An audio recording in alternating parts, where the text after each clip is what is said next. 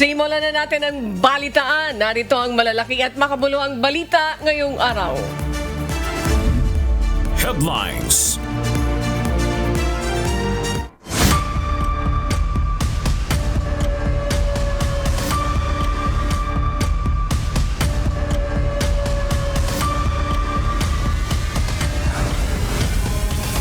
Vice President Sara Duterte, impeachment trial. Sa pagharap kahapon sa impeachment court ni National Bureau of Investigation, Director Melvin Matibag inamin nito na isa ang kanyang asawa na si Laguna 1st District Representative Ann Matibag sa mga kongresista na nag-endorso ng House Resolution sa ika-4 na Articles of Impeachment laban kay Vice President Sara Duterte. Pero nilinaw na Director Matibag na bahagi lamang ito ng trabaho ng kanyang asawa bilang isang mababatas at walaan niya itong anumang kaugnayan sa kanyang trabaho sa NBI. Yes, my wife is one of the endorsers of the impeachment.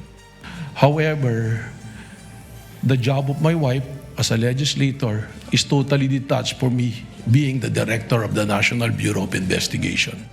Kinwestiyon naman ng depensa ang pagharap sa impeachment court ni Director Matibag sa kabila umano ng kawalan ng sampina.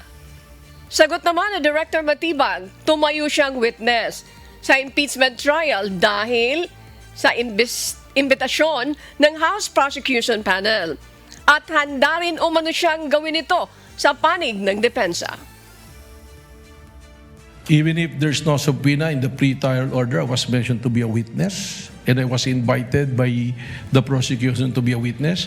And from my understanding, in the pre-trial order, I was also listed by the defense. I will be gladly witness for the defense as well if I will be called upon. Samantala, iginit naman ni Bicol Saro Party List Representative Terry Ridon na walang obligasyon.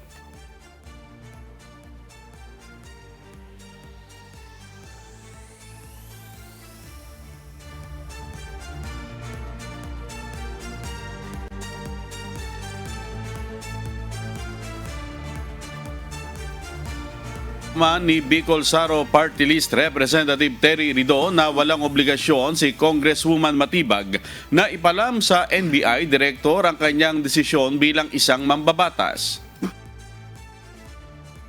Ang totoo, hindi ho kailangan magpaalam ni Congresswoman Matibag sa mga kanyang desisyon bilang elected na kinatawan ng isang distrito ng Laguna. Kasi meron namang sariling pag-iisip si Congresswoman Matibag in the same manner na meron ng pag-iisip, desisyon si Director Matibag sa kanila pong mga karera sa buhay. Hataw Balita ngayon. Tinuligsa ng prosekusyon ang pagdawit sa asawang kongresista ni National Bureau of Investigation Director Melvin Matibag sa cross-examination ng Defense Counsel ni Vice President Sara Duterte sa ika-8 araw ng impeachment trial kahapon.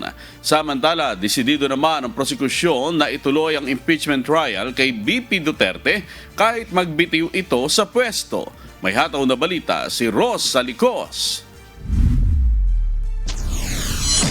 Tinutulan ng House Prosecution Team ang ginawang pagdawit ng Defense Counsel ni Vice President Sara Duterte na si Attorney Mark Binluan sa asawang kongresista ni National Bureau of Investigation o NBI Director Attorney Melvin Matibag na si Laguna 1st District Representative Ann Matibag. Sa cross-examination ng abogado sa NBI Chief, tinanong ang issue. Kabilang si Representative Matibag sa 250 na kongresistang bumoto ng pabor para aprubahan ang resolusyon sa Articles of Impeachment laban kay VP Duterte. Your wife is one of the endorsers of this House resolution. Can you confirm that? Yes, the name is her. It's there. Okay. Now, there's a signature page also. This document is not numbered, but it appears that it's around page 19. Can you confirm if this is your wife's signature? I think I have no authority to confirm the signature even if she is my wife. So you can confirm the signature of your NBI agent but not your wife? It's appeared to be her signature, but I have not confronted with the document so that I can compare it. At any rate, Your Honor, may we allow? With the NBI, it's different. I testified earlier that it was presented to me, and I asked him if he signed it, and I'm familiar to his signature because he's always making submission to my office. In order to save time and the questioning of the defense counsel, I think he's going to the position if my wife endorses the article of impeachment so that we save time and it's on record. It's a matter of public notice. Yes, my wife is one of the endorsers of the impeachment. Duly noted. Counsel, move on. All right, thank you for that admission, Director Matibag. And despite that spousal relationship that you admitted, you decided to appear and testify today, correct? My decision to be a witness is by virtue of a subpoena issued by the Honorable Court and by invitation of the Committee on Justice of the Prosecution. However, the job of my wife as a legislator is totally detached from me being the director of the National Bureau of Investigation. Tinuliksa ng prosekusyon ang pagtatanong na ito ng depensa.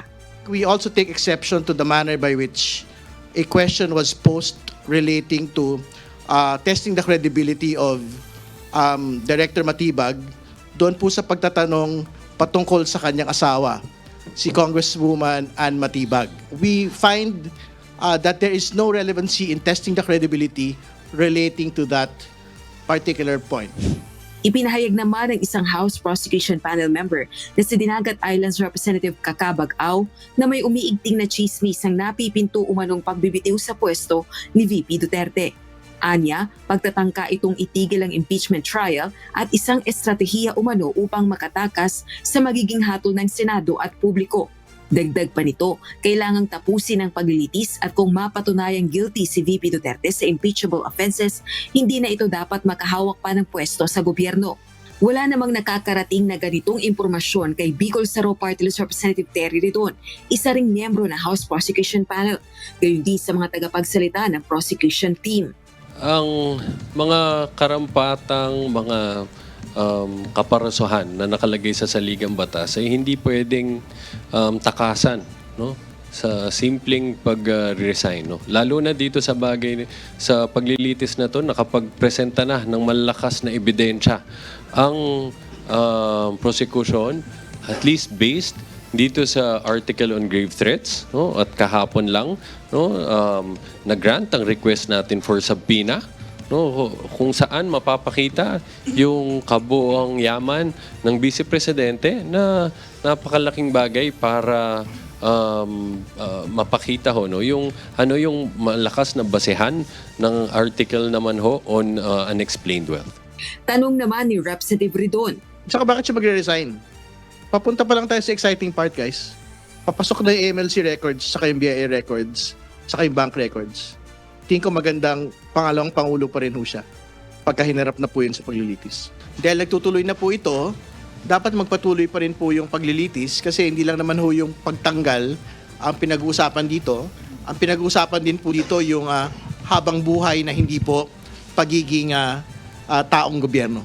Hindi na siya pwedeng ma-appoint, hindi na pwedeng ma-elect sa atin pong pamahalaan. So, I think it might be the prosecution's position na dapat magtuloy pa rin po yung pong paglilitis. Dagdag pa ng mga ito, sakaling mangyari nga ang resignation ng pangalawang Pangulo, nasa Senate Impeachment Court ang pagpapasya sa kahihinatnan ng paglilitis. Tila naman nagkibit-balikat lamang ang prosekusyon sa paglabas ng bansa ni VP Duterte sa gitna ng kanyang impeachment trial. Safe travels and happy trip, and hope she'll be back soon. Ayon sa tanggapan ng pangalawang Pangulo, umalis ng Pilipinas si VP Duterte para sa biyahe sa ilang bansa, kabilang na sa Qatar, United Kingdom at the Netherlands. Rosalie Cruz, humahataw sa balita ngayon.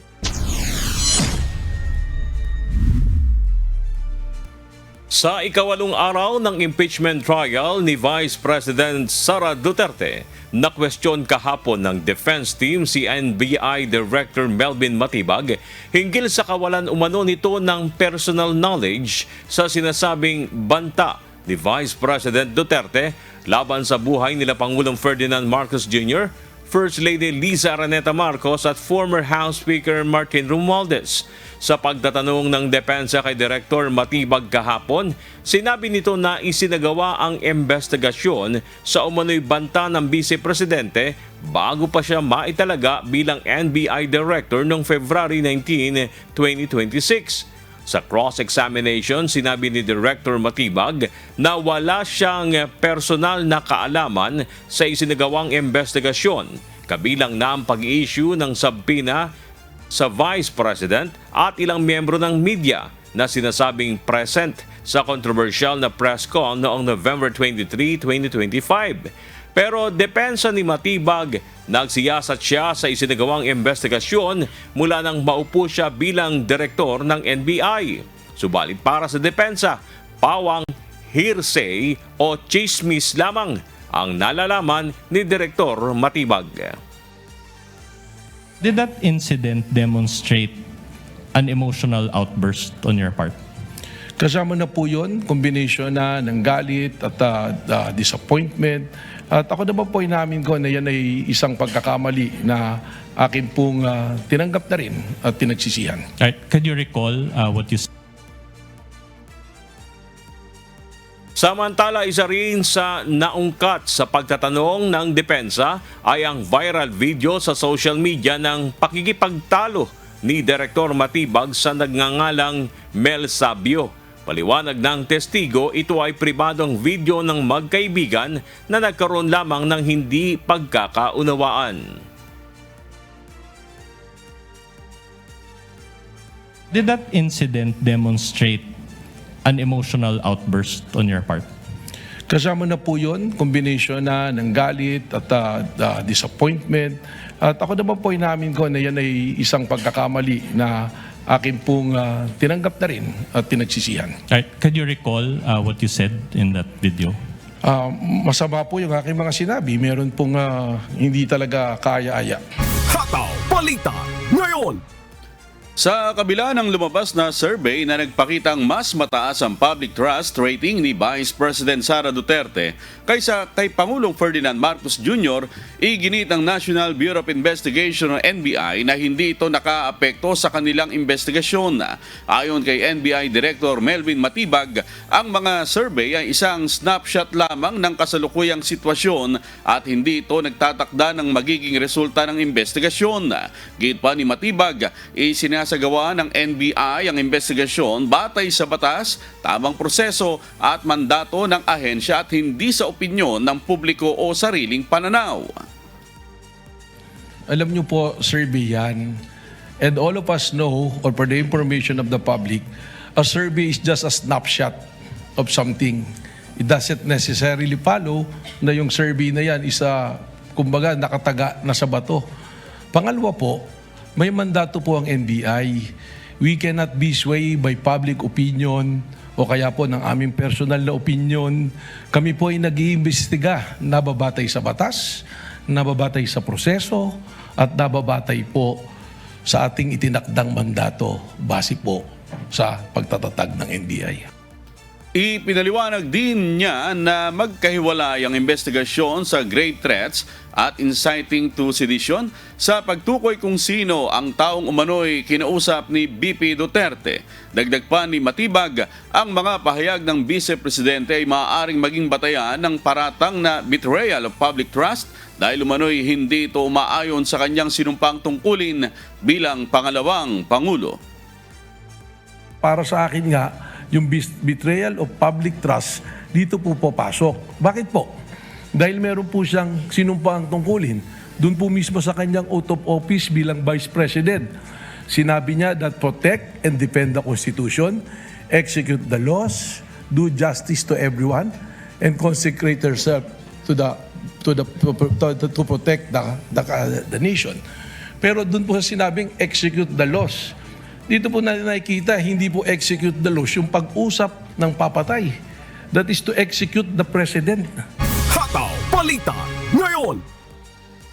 Kumbinsido si National Bureau of Investigation Director Melvin Matibag na may kinausap umanong tao si Vice President Sara Duterte para patayin si Pangulong Ferdinand Marcos Jr., First Lady Liza Marcos at former House Speaker Martin Romualdez.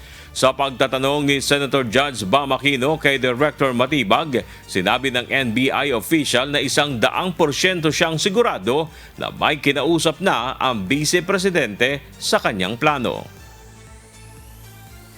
Sa inyo pong professional assessment, anong porsyento, what percentage is the probability na meron ngang nakausap na tao ang Vice Presidente para gawin yung mga pagpatay? Sa inyo pong assessment, hindi nyo pa po masasabi, may kailangan pa kayong ilang buwan, pero sa inyong assessment po ba, anong porsyento po na meron talagang nakausap ang Vice President? Base po mismo sa pahayag ng Vice Presidente, nakasisiguro po na merong kinausap. Anong percentage po? 70%?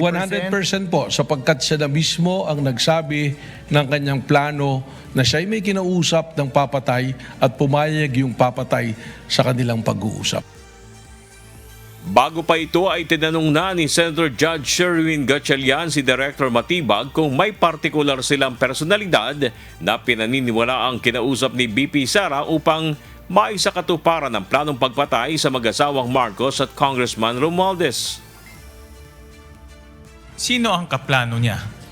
Kung magpaplano, obviously may kasama siya sa pagpaplano. Sino na ang natukoy ng NBI na kasama sa pagpaplano? Yan na po yung binabanggit namin na persons of interest based on the open source intel and the human intel po na ibinabato po sa amin, na yan po ay reported po sa atin ng ating pong task force na itinayo po. Itong persons of interest kasama sa pagpaplano at inamin sa inyo na merong pagpaplanong ginagawa para pumatay. Meron po silang impormasyon na magtuturo po dito sa pagpaplanong ito. Hindi sila yung kasama sa pagpaplanong pumatay. Sa ngayon po, Magtuturo lang sila. Doon po sa iba persons of interest, meron po kaming kinukonsidera doon na maaaring siya po ang kausap mismo ng Vice Presidente. Anong ebidensya ang magpapatuloy na kasama siya sa pagpaplano o kaya niyang ituro yung pagpaplano? Yan po ang ating kukunin na impormasyon pa sa ating pong mga persons of interest, na ating pong sinusurveillance. Sa pagtaya ni Director Matibag, maaring sa loob ng 3 hanggang 6 na buwan ay handa ng NBI na maglabas ng mas konkretong impormasyon sa pagkakakilanlan ng sinasabing hitman na nakausap ni BP Duterte. Hataw Balita ngayon. Isa sa mga tinitignan ng National Bureau of Investigation o NBI sa investigasyon sa umano'y mga banta ni Vice President Sara Duterte ay ang tinawag nitong pattern of violence. Ayon kay NBI Director Melvin Matibag, sinuri nila ang mga impormasyong mula sa mga open source intelligence bilang bahagi ng patuloy na investigasyon. Kabilang dito ang insidente noong 2011 kung saan sinuntok ni BP Duterte ang isang court sheriff habang alkalde pa siya ng Davao City. Sa tulong po ng amin pong Special Task Force ay amin pong binalikan ang mga pangyayari na yan naman po ay lumabas na tinatawag namin sa media na mga open source intel namin. At doon po nakita namin yung isang event nung mayor pa po ang ating Vice President Sara Duterte na meron pong isang sheriff na gustong gawin ang kanyang tungkulin na atas po ng legal na atas ng korte na magpatupad po ng demolition order. Subalit hindi po ito nagustuhan ng noon ay mayor at kay Vice Presidente, kung saan ay tinawag po niya yung sheriff at pinagsusuntok po sa mukha itong sheriff na ito. Binanggit din sa pagdinig ang mga paratang sa affidavit ng self-confessed Davao Death Squad member na si Arturo Las Cañas bilang isa sa mga material na sinuri sa investigasyon. Tinukoy rin ni Matibag ang pagkakatulad ng mga pahayag ni Vice President Duterte at ng kanyang kapatid na si Davao City Mayor Sebastian Baste Duterte bilang posibleng palatandaan ng pagkakasangkot sa umano'y pagbabanta sa Pangulo. Ipinaliwanag din ni NBI Director Melvin Matibag na patuloy ang pangangalap ng ahensya ng mga posibleng ebidensya at mga lead bilang bahagi ng nagpapatuloy nitong investigasyon kaugnay ng umano'y mga banta ni Vice President Sara Duterte. Hataw Balita ngayon. Hindi na itinuturing ng National Bureau of Investigation o NBI na ordinaryong banta ang mga pahayag ni Vice President Sara Duterte laban kay Pangulong Ferdinand Marcos Jr., kundi isang umano'y plano upang patayin ito na masasabing banta sa pambansang seguridad. Dahil dito bumuo ang NBI ng isang Special Task Force upang ipagpatuloy ang investigasyon. Ayon kay NBI Director Melvin Matibag, isa sa mga naging batayan sa pagbuo ng task force ang mga pahayag ni Davao City Mayor Sebastian Baste Duterte sa isang rally ng Rage Coalition noong Abril. Ipinaliwanag din ni Matibag ang tinatawag na kinetic force kung saan umano'y nagbunga ang mga pahayag ng pangalawang Pangulo ng kaparehong mga pagbabanta mula sa iba pang mga tao, lalo na sa mga kapamilya nito. Gate pa ni Matibag, ang tuloy-tuloy na pagbabanta sa Pangulo ay maaaring magdulot ng kaguluhan at maapektuhan ang kaayusan at seguridad ng bansa. Napakahalaga po para sa amin sapagkat from our law enforcement perspective, ang ginawa pong banta ng Vice Presidente ay tinatrato na namin hindi banta kundi isang plano para po sa pagpatay sa ating Pangulo. And that is a threat to the President which we consider also na threat po sa ating national security. Hataw Balita ngayon. Aminado ang House Prosecution na hindi notarized ang affidavit ng self-confessed Davao Death Squad member na si Arturo Las Cañas na binasa sa ika-8 araw ng impeachment trial ni Vice President Sara Duterte. Kinwestiyon ng depensa ng pangalawang Pangulo ang paggamit nito ng prosekusyon at iginit na wala itong wet signature at hindi man lang notarized ang dokumento kaya't itinuturing lamang itong scrap of paper. Your Honor, this pertains to an affidavit of Arturo Las Cañas, and on page 186, Your Honor, of such affidavit, it appears that even the signature is not a wet signature. It's a printed copy, and there's a subscription and sworn to portion thereof, but it's not notarized at all. So this is a mere scrap of paper, Your Honor. Git ng prosecution team, tinanggap ang nasabing dokumento sa mga proseso ng International Criminal Court o ICC kahit hindi ito notarized. Ngunit tumugon si Senate Impeachment Court Presiding Officer Francis G. Escudero na hindi ICC ang impeachment court at may sarili itong mga alituntunin. Binigyan din ni Senator Escudero na hindi maaaring gamiting patunay sa korte ang mga paratang sa affidavit at ginamit lamang ito upang ipaliwanag ang proseso ng investigasyon ng NBI. For the information and guidance of the senator judges, the document being identified by the witness is unsigned, is not notarized, not under oath, and it is only as to the fact that they used this document in their investigation or as part of their investigation, but not as to the truth of the allegations contained in that unsubscribed document. Pinuna rin ni Senator Judge Pia Cayetano ang pagmamarka at pagpapakita ng dokumento sa paglilitis at sinabing dapat naghain ang prosekusyon ng wastong testigo at maayos na dokumentasyon. Do your job and present the proper witness and the proper documentation to do that. Do your job. I'm addressing this, Mr. Presiding Officer, to us as a body. Kasi hindi tama yun. Magdidesisyon tayo, you warn us, pero pinabayaan natin na makita yun. Minamarkahan pa, submarkings. What's the purpose of all that? Dahil dito, pinatigil ni Senator Escudero ang pagbabasa ng karagdagang bahagi ng affidavit matapos anya maipaliwanag na ito ay bahagi lamang ng materyales na sinuri ng NBI. Hataw Balita ngayon. Sumalang sa cross-examination si National Bureau of Investigation Director Attorney Melvin Matibag. Ito ang ginamit na pagkakataon ng defense team na mabuwag ang kredibilidad nito bilang testigo sa impeachment trial. May humahataw na balita si Evan Alvarez.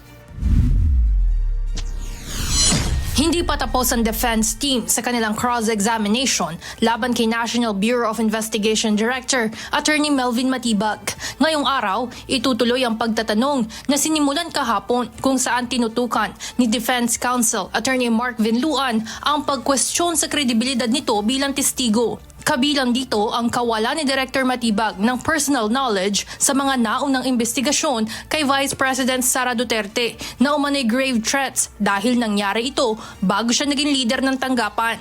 Ginamit rin ng depensa ang mga dating aksyon ni Matibag gaya ng viral video kasama si Mel Sabio at mga isinulat nitong editorial laban sa bise sa isang pahayagan.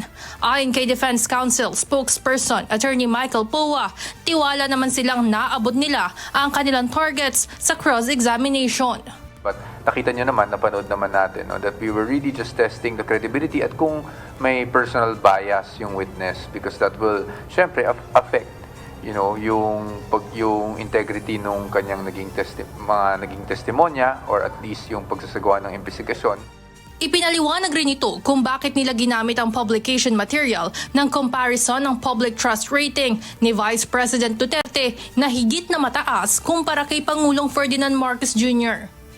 Ang point lang naman nun is tinanong lang natin kung yung mga ganong bagay ay kinoconsider din ng NBI sa kanilang investigation, lalo na parating nababanggit yung katagang betrayal of public trust kanina. So it was just a question and Director Matibag naman answered also. Pinasinungalingan rin ng depensa na panghihimasok sa personal na buhay ng testigo ang kanilang ginawang pagtatanong. Isa rin sa napunto sa cross-examination ay ang pagiging endorser ni Laguna 2nd District Representative Ann Matibag na kanyang asawa sa articles of impeachment ng bise sa mababang kapulungan ng Kongreso. We meant no offense and I hope none was taken by Director Matibag. We respect that, except that, syempre, sa cross-examination, you really have to test not just the credibility, but also bias. No?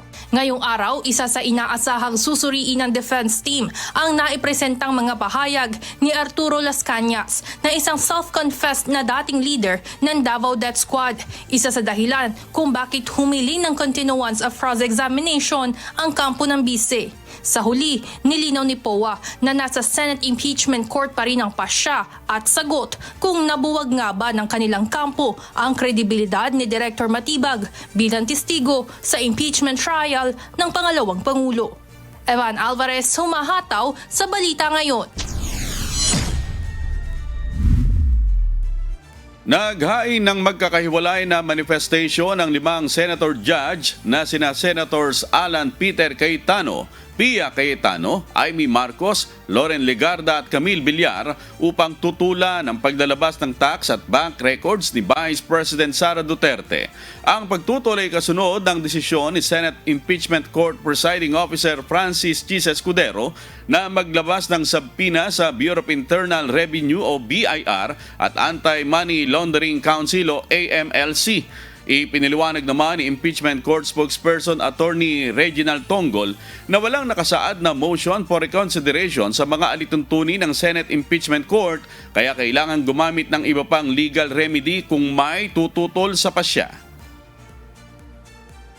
The period of appeal po, tapos na po yun. Upon the resolution, usually ginagawa po yun, and usually it's the senator judges who appeal the resolution of the presiding officer. Now, the parties, wala po nakalagay, tama yung depensa na wala nakalagay na pwede mag-motion for reconsideration po. At kung hindi po inilalagay yung recourse na yon, then they have to find another recourse in the suppletory rules po of court regarding the issuance of the subpoena. Git naman ng House Prosecution Team, may karapatan ng mga senator judge na maghain ng dissent o pagtutol, ngunit hindi nito mababago o mababaliktad ang ipinalabas na subpoena ruling.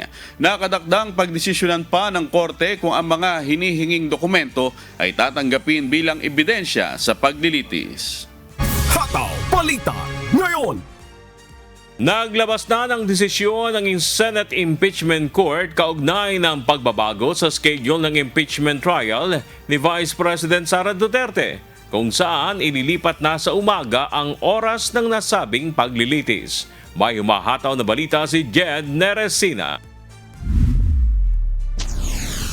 Pinal na ang napagkasunduan ng senator judges na baguhin ang schedule ng impeachment trial ni Vice President Sara Duterte simula sa susunod na linggo. Ayon kay Presiding Officer Senator Judge Francis G. Escudero, mula sa dating alas 2 ng hapon, ililipat na ito sa alas 10 ng umaga hanggang alas 3 ng hapon simula sa darating na Miyerkules, July 29. Now, on July 29, again, as agreed in caucus by the senators and the senator judges, the new time of the trial will be from 10 a.m. to 3 p.m. And the session of the Senate will be on or at 4 p.m. Bukod dito, ipinaliwanag ni Senator Judge Escudero na walang gaganaping paglilitis sa Lunes, July 27 dahil sa State of the Nation address ni Pangulong Ferdinand Marcos Jr. Kanselado rin ang trial sa Martes, July 28 upang bigyan daan aniya ang tradisyonal na kontrasona. Dahil dito, magbabalik ang impeachment court sa Miyerkules, July 29 kung kailan opisyal nang maipatutupad ang bagong oras na kanilang napagkasunduan. During caucus, the senator judges agreed for next week there will be no trial on Monday given that it's the State of the Nation of the President. There will be no trial on Tuesday to afford the minority the opportunity to prepare and deliver their contrasona, which is a tradition in relation to the State of the Nation address by the President. So our next trial date, for your information, which we will clarify on Wednesday, tomorrow, will be on July 29.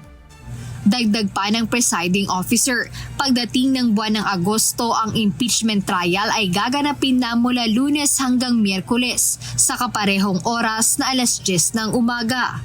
Henceforth, after that week in August, we will be conducting the trial from Monday to Wednesday from 10 a.m. to 3 p.m. Counsel for the parties are asked to take note. Samantala, para sa pagpapatuloy ng trial ngayong araw, July 22, mananatili muna ito sa dating oras na alas 2 ng hapon upang ipagpatuloy ang pagtatanong at cross-examination kay National Bureau of Investigation Director Melvin Matibag. Jedne Resina, humahataw sa balita ngayon.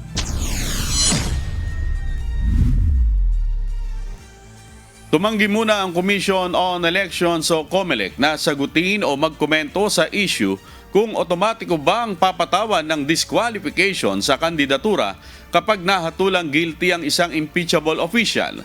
Samantala, bukas naman ang COMELEC sa panukala ng Office of the Ombudsman na higpitan ang requirement sa Certificate of Candidacy o COC. Si Dante Amento, humahataw.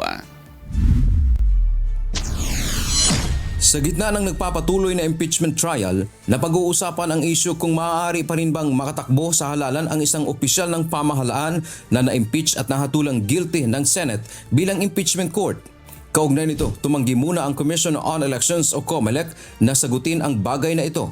Ayon kay COMELEC Chairman George Erwin Garcia, tali ang kanilang kamay para magkomentaryo rito.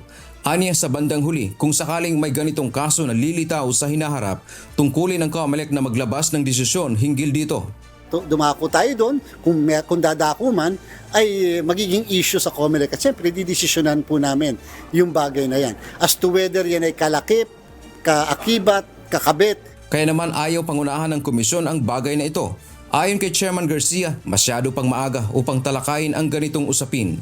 Again, at this point, masyado pong presumptuous at hindi tamang pag-usapan muna kung yung issue ng disqualification ng isang kandidato. Tumanggi rin ang COMELEC na magbanggit ng sinumang personalidad hinggil dito. Ang malinaw anya sa ilalim ng batas, hanggat walang pinal na desisyon ang conviction ng isang individual sa kasong kriminal ay maaari pa rin itong kumandidato sa eleksyon. Hanggat walang conviction na guilty ang isang tao at ito'y naging final executory at hindi na pwedeng iapila sa kahit na kanino, yan po ang kataong yan ay pwedeng makatakbo. Samantala, bukas ang komisyon sa panukala ng Office of the Ombudsman na higpitan ang requirements sa Certificate of Candidacy o COC. Ayon sa Ombudsman, dapat manunumpa ang isang kakandidato na walang conflict of interest sa kanyang pagtakbo. Sabi ng COMELEC, magandang panukala ito at handa silang pag-aralan upang mabigyan sila ng gabay para sa mas maayos na pagdaraos ng eleksyon sa bansa. Para po mas mapaayos natin ang eleksyon na darating, lalo na yung malaking national local election ng 2028. So again, open po kami at initially wala po kami nakikitang mali o ilegalidad doon sa naturang panukala. Dante Amento, humahataw sa Balita Ngayon. National News. Tiniyak ni Pangulong Ferdinand Marcos Jr. ang patuloy na suporta ng administrasyon sa sandatahang lakas ng Pilipinas sa gitna ng pagbabalit ng liderato sa Armed Forces of the Philippines o AFP. Bahagi ito ng naging mensahe ng Pangulo kasabay ng change of command ceremony kahapon kung saan formal nang nagretiro si General Romeo Browner Jr.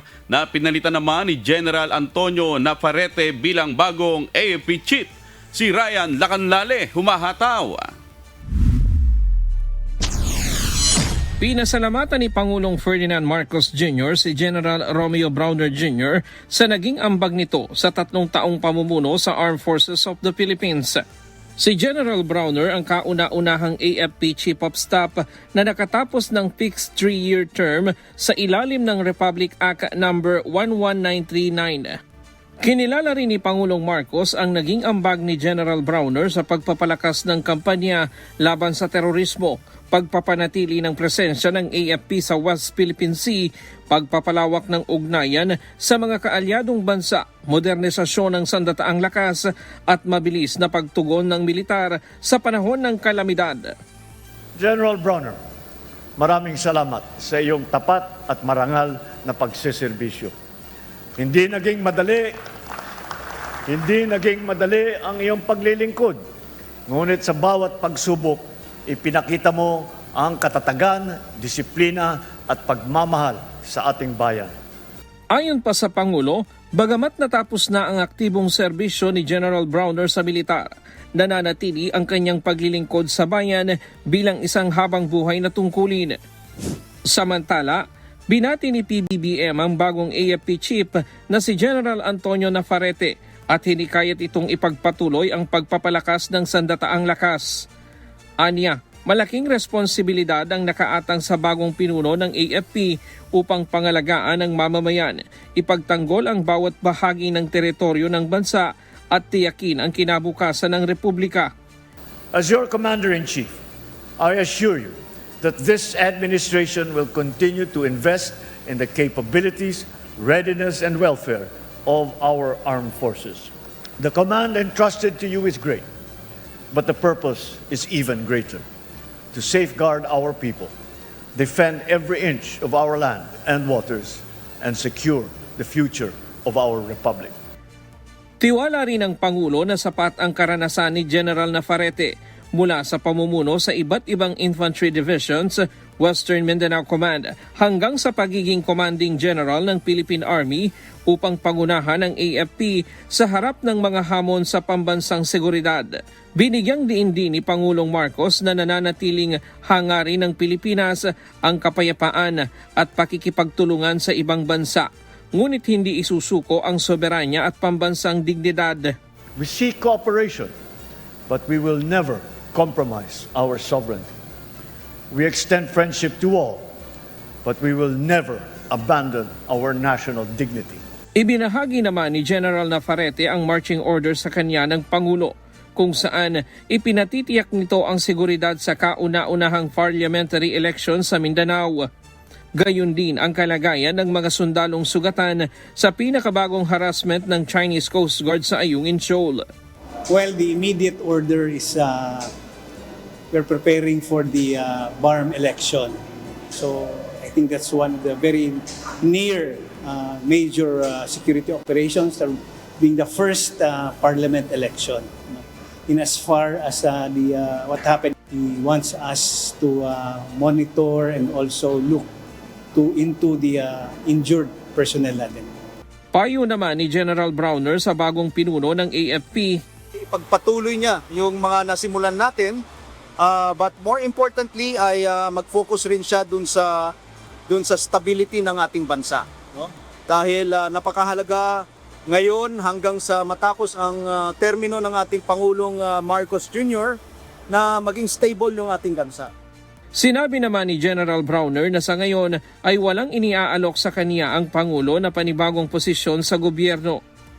Aniya, i-enjoy niya muna ang kanyang pribadong buhay kasama ang pamilya at pagiging disc jockey.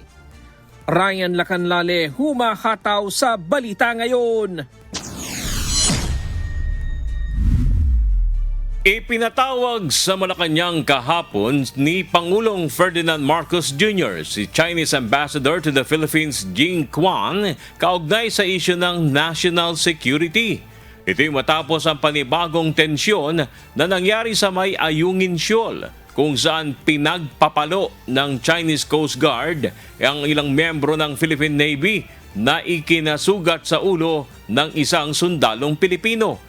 Hindi pa naglalabas ang Malacanang ng detalyadong ulat hinggil sa pag-uusap ng presidente at ng Chinese ambassador. Nauna na rin kinundina ng iba't ibang ahensya ng pamahalaan ang naturang insidente kung saan pilit na nanghihimasok ang China sa loob ng teritoryo ng ating bansa. Hataw Balita Ngayon. Tinangkang harangin umano ng Chinese Coast Guard ang isinagawang medical evacuation ng Philippine Coast Guard sa 2 Pilipinong sundalo na sugatan matapos ang insidente noong Lunes, July 20. Sa kabila nito, matagumpay pa rin na naisagawa ang evacuation o medical evacuation. Pero ayon naman sa Chinese Coast Guard, ito'y dahil pinayagan umano nila ang operasyon dahil sa umano'y humanitarian consideration. May hataw na balita si Ryan Lacanlale. Muling iginiit ng tagapagsalita ng Philippine Coast Guard for the West Philippine Sea na si Rear Admiral J. Tariela na hindi kailangang humingi ng pahintulot ang Pilipinas sa China upang makapagsagawa ng operasyon sa loob ng sarili nitong Exclusive Economic Zone o EEZ. Yan ang tugon ng panig ng Pilipinas sa pahayag ng Chinese Coast Guard na pinayagan umano nila ang medical evacuation ng 2 sugatang miyembro ng Philippine Navy bilang humanitarian consideration. Ayon kay Rear Admiral Tariela, hindi kailangang humingi at hindi kailanman hihingi ng permiso ang Pilipinas sa China para ilipat o magsagawa ng misyon para sa mga tauhan nito sa loob ng sarili nitong karagatan. Iginiit ni Tariela na ang Ayungin Shoal ay nasa loob ng Exclusive Economic Zone at Continental Shelf ng Pilipinas, batay sa nakasaad sa 2016 Arbitral Award sa ilalim ng United Nations Convention on the Law of the Sea o UNCLOS. Muli nitong binigyang diin na walang legal na karapatan ang China sa naturang teritoryo. Sinabi rin ni Tariela na ang BRP Sierra Madre na nakapwesto sa Ayungin Shoal ay isang commissioned vessel ng Philippine Navy at lehitimong nasa teritoryo ng Pilipinas. Ang illegal anya ay ang panghihimasok na ginagawa ng Chinese Coast Guard sa mga katubigan na hindi sakop ng kanilang jurisdiksyon. Binigyang diin din nito na isinagawa ang medical evacuation sa sundalong Pilipino matapos masaktan ng hampasin ng baton ng mga tauhan ng Chinese Coast Guard sa insidente noong Hulyo 20 malapit sa BRP Sierra Madre. Kahapon ng umaga dumating sa Ayungin Shoal ang BRP Melchora Aquino at BRP Malapascua para sa medical evacuation. Subalit tinangka umanong harangin ng mga Chinese Coast Guard ang medevac sa pamamagitan ng pagdedeploy ng mga rigid hull inflatable boat at pagsasagawa ng blocking maneuver sa mga sasakyang pandagat ng PCG. Sa kabila nito, matagumpay pa ring naisagawa ang misyon ng Philippine Coast Guard. Samantala, hinamo naman ni retired Rear Admiral Roy Vincent Trinidad, tagapagsalita ng AFP sa issue ng West Philippine Sea, na ilabas ng Chinese Coast Guard at Chinese Embassy ang buong video ng insidente noong July 20, kung saan nagkaroon ng komosyon sa pagitan ng Chinese Coast Guard at Philippine Navy. Batay sa impormasyong ibinahagi ng AFP, tinangkang itaboy ng Philippine Navy ang mga Chinese Coast Guard na sinasabing nagpapaikot-ikot sa Ayungin Shoal at kinukunan ng video at larawan ng BRP Sierra Madre. Ang masabi ko sa kanila, English ko to para maintindihan ng taga-Chinese Embassy. Alam mo, bihira ko sumasagot. Hindi po ako sumagot sa Chinese Embassy. Directly. Ngayon pa lang. Show the whole video. Naniniwala rin ang opisyal na ginawa ang insidente para bumawi ang China sa kanilang naratibo, lalo na't sunod-sunod silang napapahiya sa international community. Mula sa usapin ng Arbitral Award, pag-claim ng mga Chinese scholar na bahagi ng China ang Batanes, napilitan din silang tanggalin ang floating platform sa Bajo de Masinloc hanggang sa monkey video na hinahamak ang sambayan ng Pilipino na hindi nila maipagtanggol.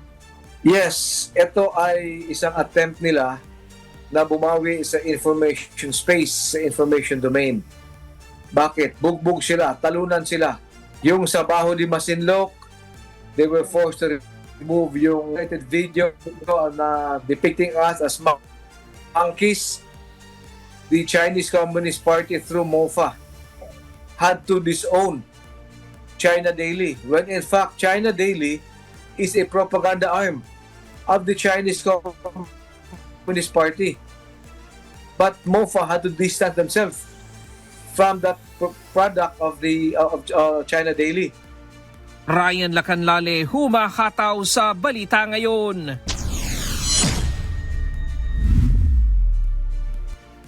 At para naman sa mga balita sa iba't ibang panig ng mundo, narito ang ating global correspondent na si Marie Peñaranda mula sa Texas, USA. Good morning, Marie!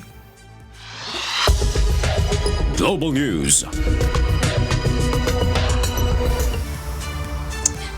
Yes, good morning sa iyo, Bernard, at good morning din sa lahat ng ating mga kasambahay. Narito ang ating Global News. Inaasahan pa ang pagtindi ng sagupaan sa pagitan ng Iran at Estados Unidos. Kasunod ito ng banta ng magkabilang panig na palalawakin pa ang kanilang mga operasyong militar. Muli namang iginiit ni US President Donald Trump na gustong-gusto na umanong makipagkasundo ng Tehran, subalit wala ng interes dito ang Washington. May humahataw na balita si James Bontuyan.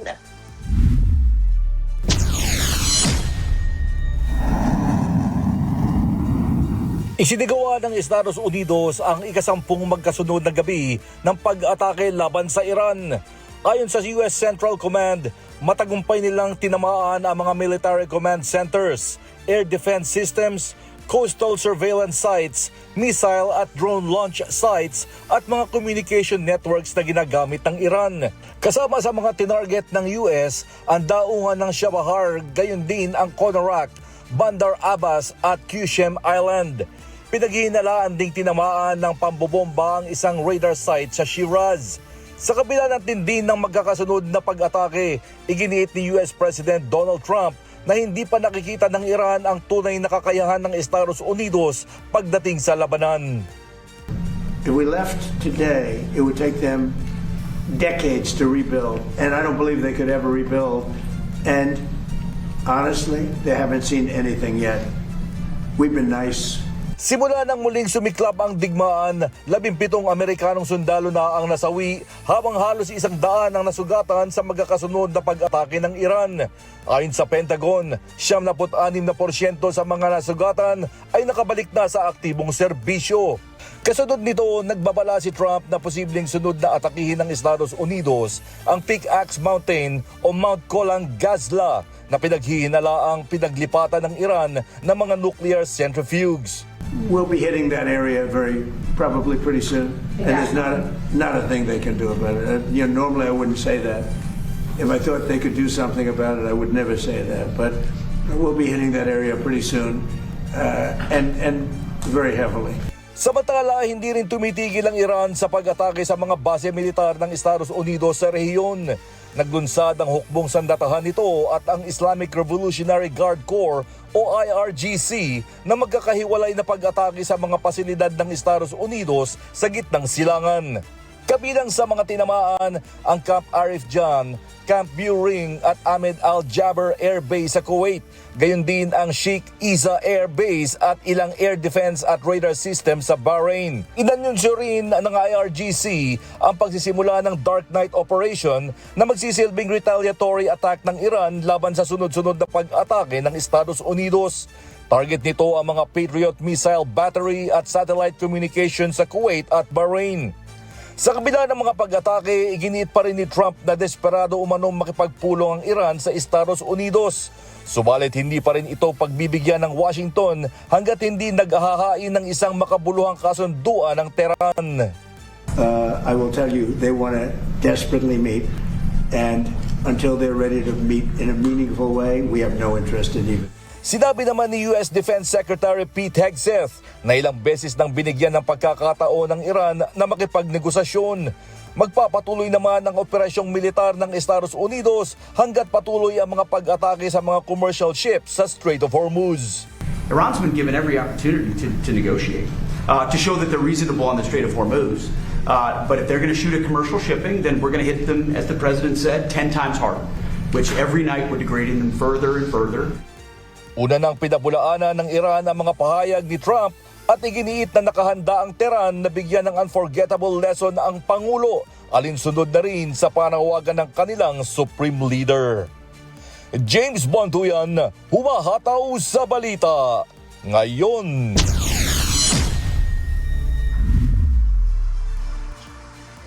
Kinondina ng Saudi Arabia ang deklarasyon ng Iranian-backed Houthi rebels na pagpapatupad ng maritime blockade laban sa Saudi at pag-target sa mga barkong papasok at palabas ng mga daungan nito. Nagbanta rin ng Houthi ng mas matinding aksyon kung magpapatuloy ang umano'y pagharang ng Saudi sa Yemen at paglalapa ng tensyon sa rehiyon. May humahataw na balita si Jack De Ocampo. Mariing itinanggi ng Saudi Arabia ang aligasyon ng Houthi na nagpapatupad ito ng blockade sa mga daungan at paliparan ng Yemen na umano'y labis na nagpapahirap sa mga Yemeni sa mahabang panahon. Giit ng KSA, patuloy ang kanilang pagbibigay ng humanitarian assistance sa Yemen at pagsuporta sa mga programa para sa paglago ng ekonomiya ng bansa. Kahapon, inanunsyo ng Houthi ang agarang pagpapatupad ng maritime embargo laban sa Saudi Arabia bilang ganti sa umano'y halos 12 taong blockade ng Riyadh sa Yemen. البيان فاليوم ستنفذ القوات المسلحه اليمنيه تهديداتها لهذا العدو الذي لا يفهم الا لغه القوه وعليه ان يستثمر هذه الخطوه من اجل رفع الحصار والا انه داعيه هذا الحصار سيكون كارثيه على النظام السعودي وعلى من يقف الى جانبه.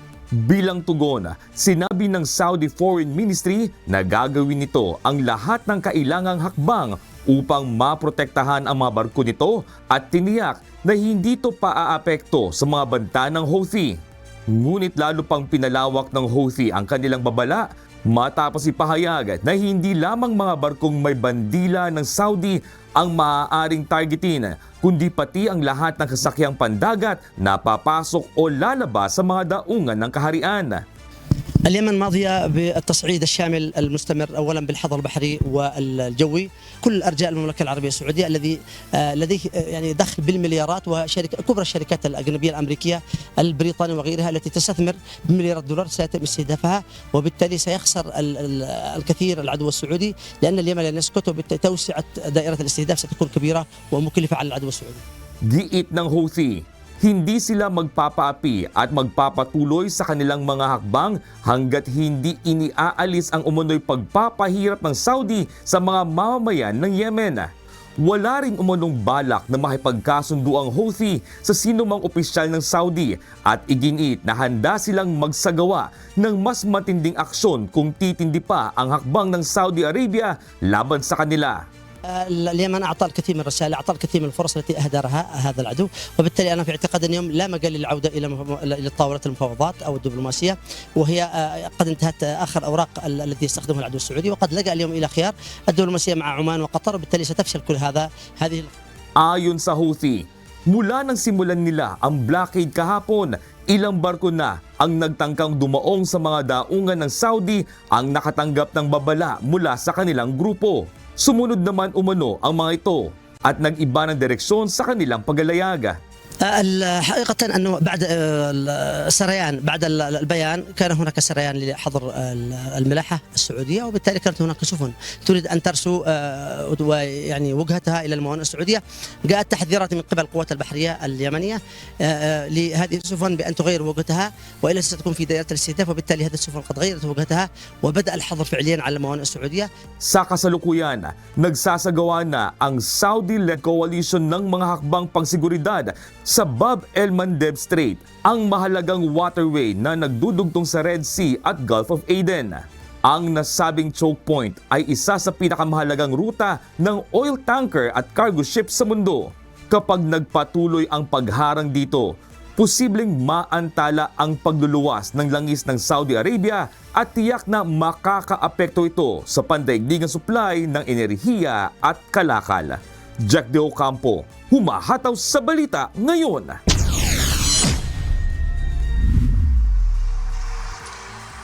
Sa kaugnay na balita, sa gitna ng banta ng Houthi rebels laban sa Saudi Arabia, inanunsyo ni Yemeni Presidential Leadership Council Chairman Rashad Al-Alimi ang muling pag-export ng langis ng bansa. Layunin ng pamahalaan na mapalakas ang ekonomiya ng Yemen habang patuloy ang pagharap nito sa sigalot laban sa Houthi militia. May humahataw na balita si Noel Poliarco. Matapos ang mahigit 3 taong suspensyon, muli nang magluluwas ng langis ang Yemen matapos ihayag ng pamahalaan ang pagbabalik ng oil exports na itinigil noong 2022 dahil sa tumitinding sagupaan laban sa Houthi rebels. Ayon kay Riyadh-aligned Yemeni President Leadership Council Chairman Rashad Al-Alimi, nagsimula na ang pamahalaan na ipatupad ang mga hakbang upang maipagpatuloy ang pagluluwas ng langis. لقد صبر شعبنا كثيرا، صبر على انقطاع الرواتب وانهيار الخدمات وتدمير الاقتصاد وتهجير الملايين وفقدان الأحبة، وعلى سنوات من الخوف والقهر والإذلال والقتل والتنكيل.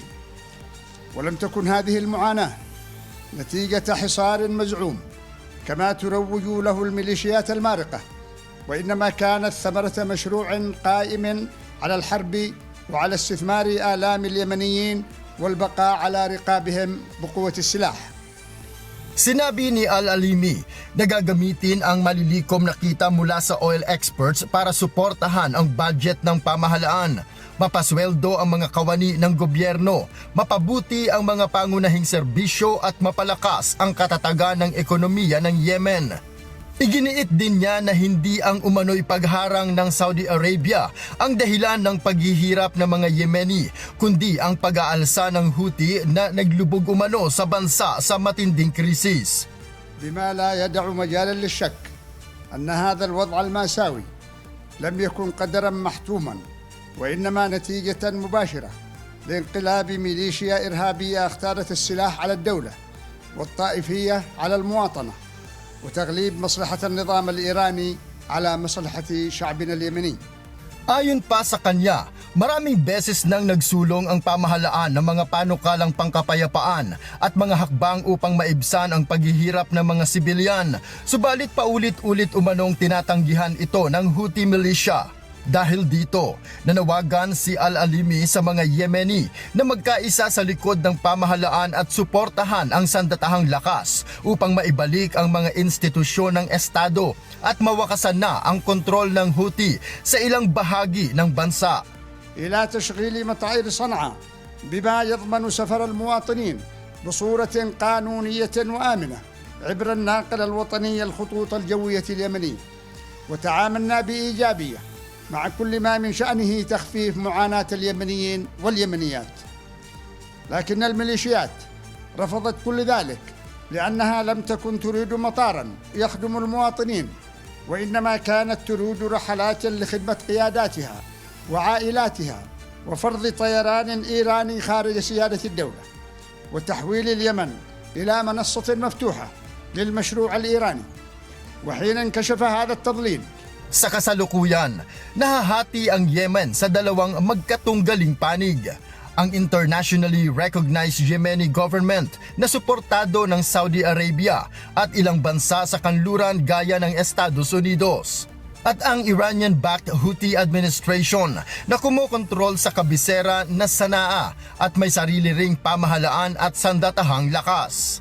Mula pa noong 2015, nasa gitna na ang bansa ng isang civil war dahil parehong inaangkin ng dalawang panig na sila ang lehitimong pamahalaan ng Yemen. Dahil dito, nananatili ang malalim na pagkakahati ng bansa na nagdudulot ng matinding humanitarian crisis. Noel Poliarco, humahataw sa balita ngayon.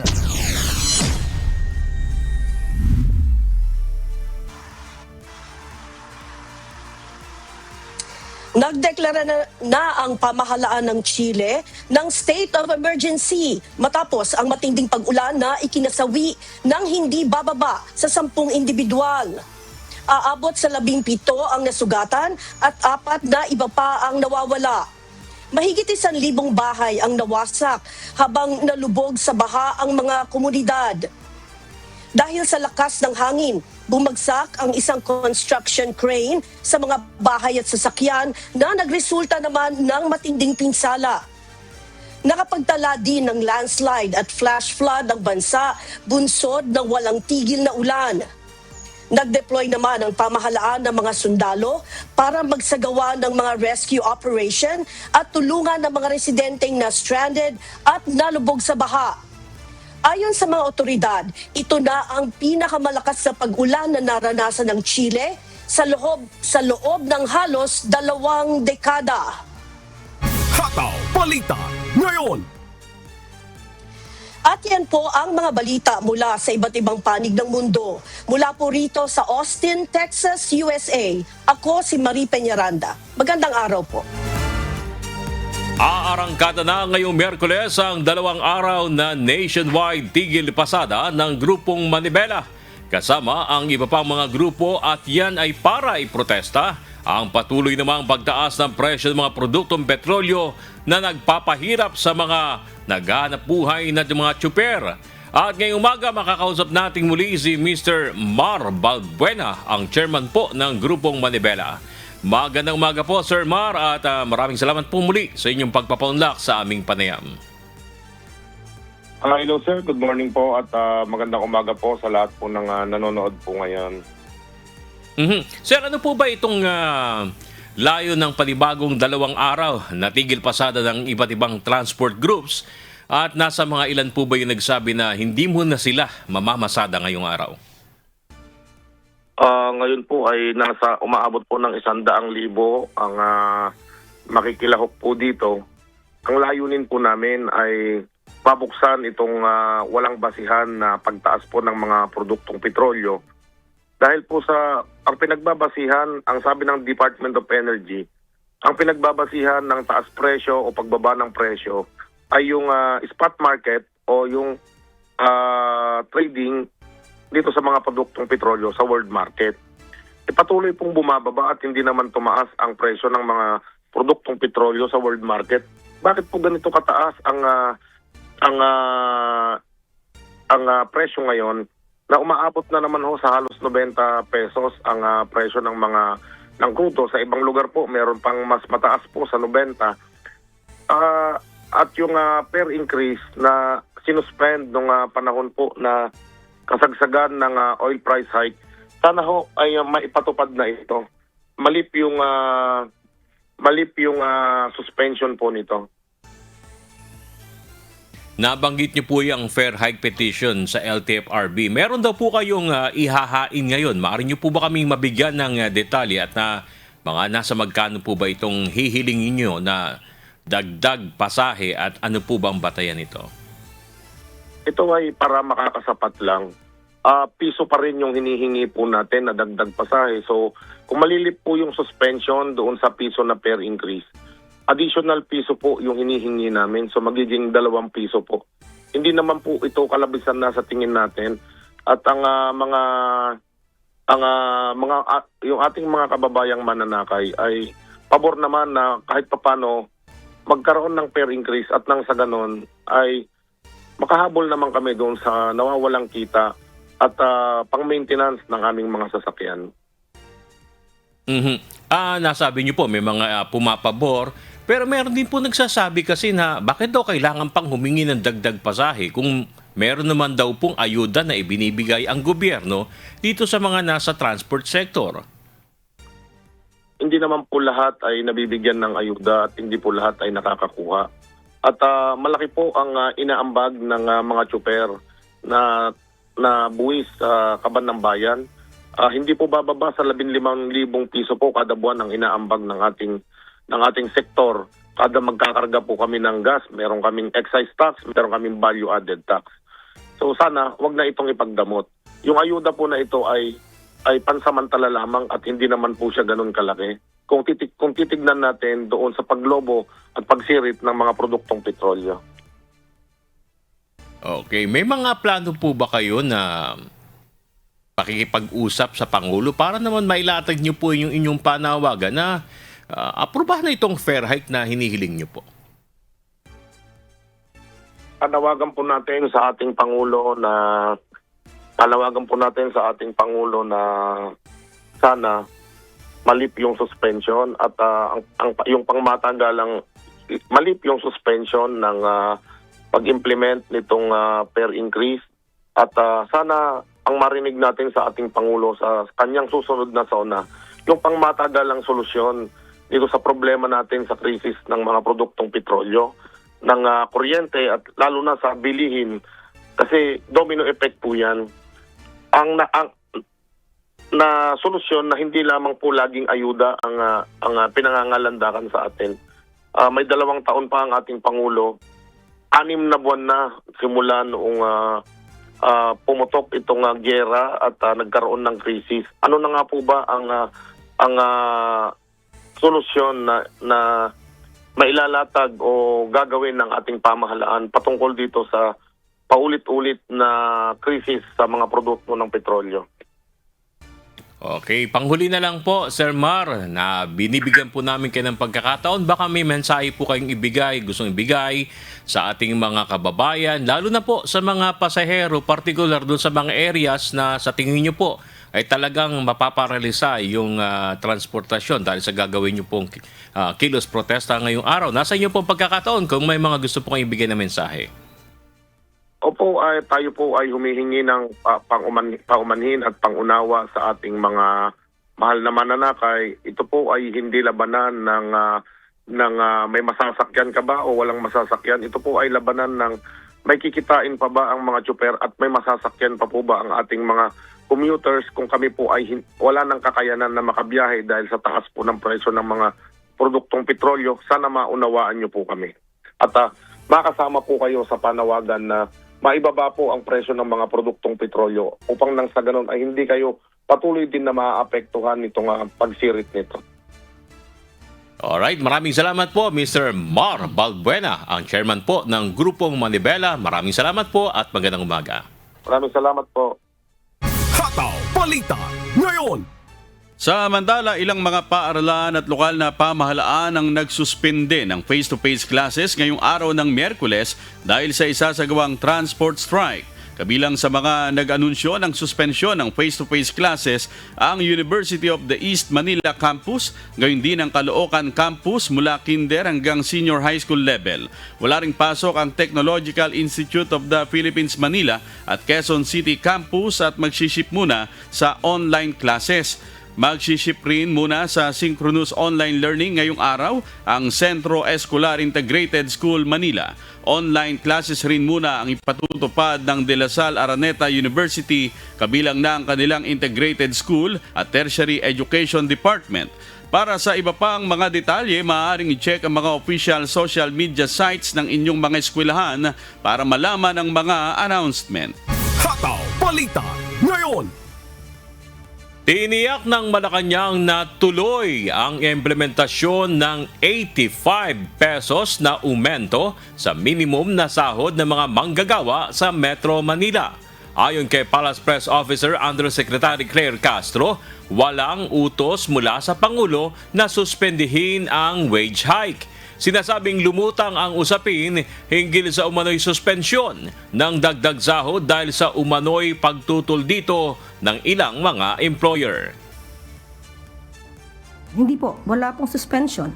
Wala pong paghihinto po dito. Tuloy-tuloy po ito. Wala pong naipaabot sa atin kung may nag-request na mga mula sa private sector, pero wala pong utos na ito po ay suspend. Nauna nang inanunsyo ng Department of Labor and Employment na sisimulan ang unang tranche ng wage hike sa Metro Manila sa darating na July 25 na nagkakahalaga ng 60 pesos. Habang ang second tranche naman na 25 pesos ay ibibigay simula sa January 20, 2027. Weather News. Alamin ang magiging lagay ng panahon sa iba't ibang bahagi ng bansa ngayong araw ng Miyerkules, July 22, 2026. Panoorin po natin ang update mula sa Pag-asa Weather Forecasting Center. Patuloy nating minomonitor itong low pressure area sa labas ng ating Philippine Area of Responsibility. Kaninang 3 a.m. ito'y huling namataan sa layong 1,200 kilometers east ng southeastern Luzon. Makikita po natin, malapit na rin ito pumasok ng ating Philippine Area of Responsibility. Possible po mamayang umaga. Mataas na rin yung tsansa nito na maging isang ganap na bagyo within the next 24 hours. Pag ito'y naging isang ganap na bagyo, ito'y papangalanan po nating Quiapo. Letter K pa lamang po tayo, meaning po neto ay water cabbage. Samantala, itong low pressure area na magiging bagyo po natin, ang kanyang track ay posibleng generally northwestward, kung saan posible siyang mag-close approach or mag-landfall dito sa Cagayan, possible between Friday to Saturday. Inaasahan din po natin sa kanyang intensity, posibleng umabot ito ng tropical storm category, kung saan ang pinakamataas nating tinataas na tropical cyclone wind signal ay signal number 2. Dahil po sa paglapit niya sa kalupaan, inaasahan po natin yung malalakas na pag-ulan at malalakas na hangin, lalo na dito sa may northern Luzon. Kaya pinapaalalahanan po natin mga kababayan po natin na dapat ngayon pa lang po ay nagre-ready na rin po tayo hinggil sa posibleng dulot netong bagyong susunod po natin. Sa ngayon po, tutok po tayo lagi sa updates na nilalabas ng Pag-asa dahil posible pa rin naman po magbagyo ang ating senaryo. Sa ngayon, itong southwest monsoon or habagat ay patuloy na nakakaapekto dito sa may Palawan at Mindanao. Samantala, makikita natin kahit nasa labas pa ng ating Philippine Area of Responsibility, itong low pressure area, yung kaulapan nito ay nag-e-extend na hanggang dito sa eastern section ng southern Luzon at Visayas, kung saan makakaranas po sila ng mga kalat-kalat na pag-ulan. Para sa magiging panahon natin ngayong araw dito sa Luzon, inaasahan natin dulot ng trough netong low pressure area, makakaranas ng maulap na papawirin na may mga kalat-kalat na pag-ulan dito sa may Bicol region. Agwat ng temperatura para sa Legazpi, 25 to 33 degrees Celsius. Dito naman sa may Metro Manila at nalalabing bahagi ng Luzon, inaasahan natin ang maaliwalas na panahon, pero asahan din po natin yung init at alinsangan lalo na sa tanghali hanggang hapon na may mataas na tsansa ng mga localized thunderstorm pagdating sa hapon at sa gabi. Agwat ng temperatura para sa Metro Manila, 25 to 33 degrees Celsius, Lawag 26 to 33 degrees Celsius. For Tuguegarao, 25 to 36 degrees Celsius, Baguio 18 to 25 degrees Celsius. For Tagaytay, 23 to 31 degrees Celsius at Legazpi, 25 to 33 degrees Celsius.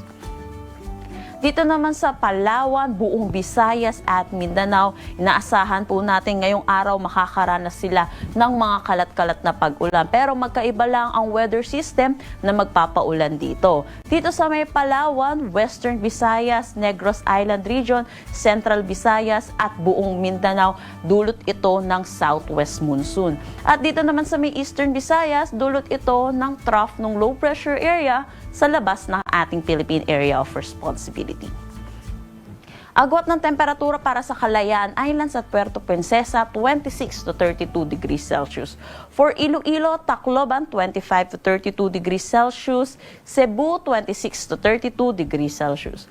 For Cagayan de Oro at Zamboanga, 25 to 32 degrees Celsius. At Davao, 24 to 32 degrees Celsius. Para naman po sa ating weather advisory na nilabas po natin kaninang 5 a.m. hinggil sa paulan na dala po netong southwest monsoon, inaasahan natin ngayong araw makakaranas ng 50 to 100 millimeters of rain sa may Maguindanao del Norte, Sultan Kudarat at Sarangani. Samantala, bukas, paglapit po netong susunod po nating bagyo na ngayon po low pressure area pa lamang, inaasahan po natin makakaranas na rin ng mga pag-ulan, significant rainfall dito sa Cagayan at Isabela. Dulot naman ng southwest monsoon dito sa Antique, Negros Occidental, Negros Oriental, Lanao del Sur, Maguindanao del Norte, Sultan Kudarat at Sarangani. So yun po, pinapaalalahanan po natin mga kababayan po natin dahil itong mga pag-ulan po nito, pag ito'y nagtuloy-tuloy, posible po yung mga flash flood at mga pagguho ng lupa. Ugaliin po natin makinig sa ating local government units hinggil sa posibleng paglikas po na kailangan nating gawin.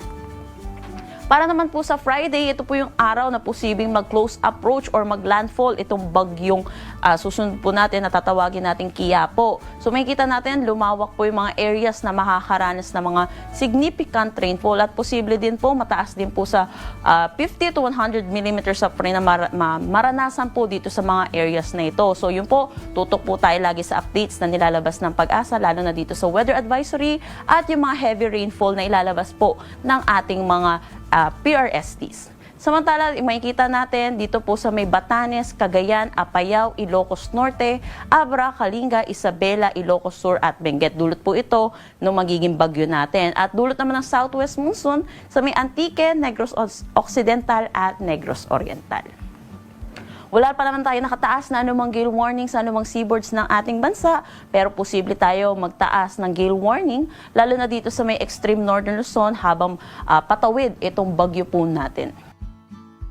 At napanood po natin ang update mula kay Pag-asa Weather Specialist Chinel Dominguez. Tandaan, sa bawat araw na ating nasisilayan, tayo magpasalamat sa Diyos na may lalang.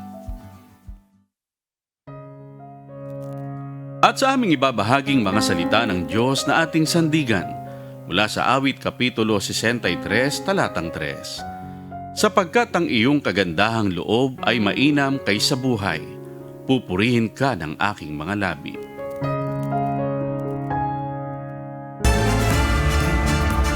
At yan po ang mga umahataw na balita ngayong umaga ng Miyerkules, ika-22 sa buwan ng Hulyo 2026. Ako po inyong amigo, Sherwin Kulubong.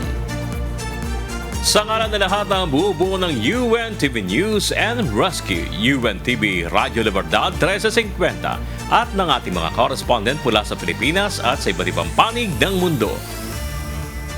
At dito sa UNTV at UNTV Radio Libertad 1350, Diyos ang aming sandigan, serbisyo publiko ang aming pinahalagahan. Ako naman po si Bernard Datis. Susunod na ang Good Morning Kuya. Salamat po sa Diyos at magandang umaga.